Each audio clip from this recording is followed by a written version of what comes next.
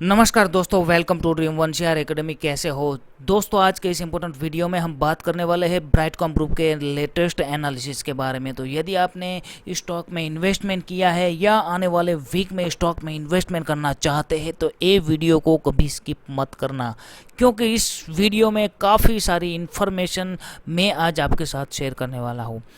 Video में आगे बढ़ने से पहले एक छोटा सा डिस्क्लेमर देना चाहता हूँ कि यदि दोस्तों इस वीडियो का मकसद केवल आपकी लर्निंग के लिए है, लेटेस्ट एनालिसिस मेरा खुद का है, मैं कोई से भी रजिस्टर एनालिसिस्ट नहीं हूँ, इसलिए कुछ भी डिसीजन लेने से पहले आपका खुद का रिसर्च कीजिए और उसके बाद ही कुछ भी डिसीजन लीजिए।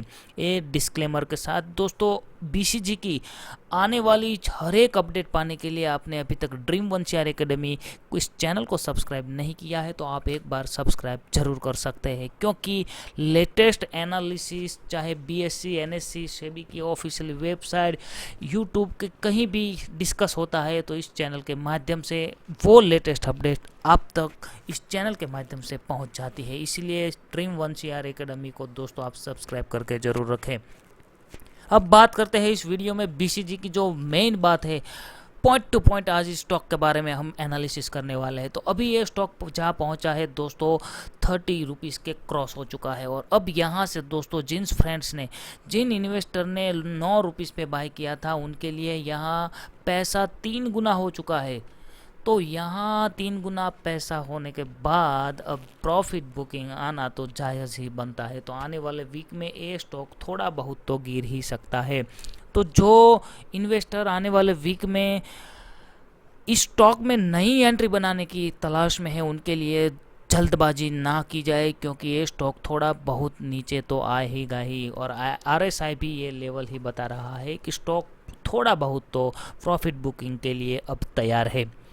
उसके पीछे का रीज़न इस वीडियो में मैं आपके साथ शेयर करने जा रहा हूँ कि पिछले 2 दिन से दोस्तों सीएनबीसी आवाज़ की जो ऑफिशियली चैनल है उन पे एक इन्वेस्टर ने बीसीजी के बारे में क्वेश्चन पूछा था कि अब इस स्टॉक से निकल जाना चाहिए या बने रहना चाहिए। तो उस हिसाब से जो आंसर मिला था उस इन्वेस्टर को, वहाँ से दोस्तों स्टॉक में और भी डाउट बनता है।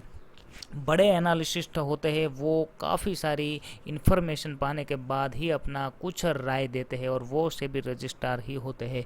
तो ऐसे में दोस्तों उन्होंने बताया था कि स्टॉक से निकल जाना चाहिए, ये जो पुल बैक है वो बहुत दिनों तक नहीं टिकने वाला, इसका फ़ायदा उठाते हुए यहाँ से निकल जाना चाहिए। ये बातें अभी यूट्यूब पे बहुत चल रही है। लेकिन दोस्तों आपको इतना तो पता ही होगा कि 9 रुपीज़ से लेके 15 रुपीज़ के बीच में जो वॉल्यूम हुई है तकरीबन 25 करोड़ की इन दिनों हुई थी।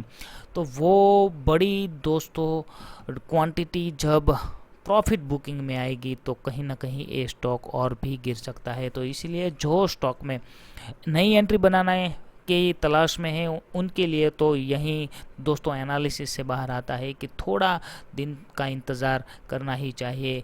यदि स्टॉक आगे जाएगा तो वेल एंड गुड, लेकिन प्रॉफिट बुकिंग आई तो दोस्तों 3-4 दिन यहाँ लोअर सर्किट भी लग सकती है।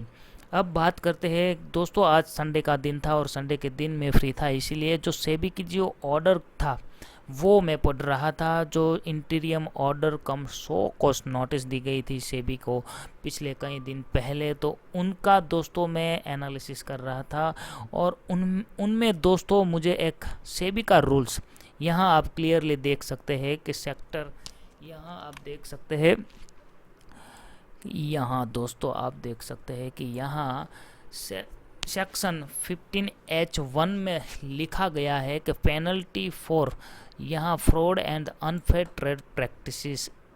इस वन पैराग्राफ में दोस्तों बहुत कुछ छुपा है। यदि दोस्तों आपने वो पढ़ा नहीं है तो आपको एक बार ज़रूर पढ़ना चाहिए। वो पूरा 5 लाइन की जो सेंटेंस है उसमें इस कंपनी को क्या हो सकता है उसके बारे में भी लिखा गया है। चलिए दोस्तों वो इंग्लिश में है, मैं आपको पूरा हिंदी में बताता हूँ कि यदि कोई व्यक्ति प्रतिभूतियों से संबंधित धोखाधड़ी और अनुचित व्यापार प्रथाओं में शामिल होता है तो वह एक जुर्माना के लिए उत्तरदायी होगा।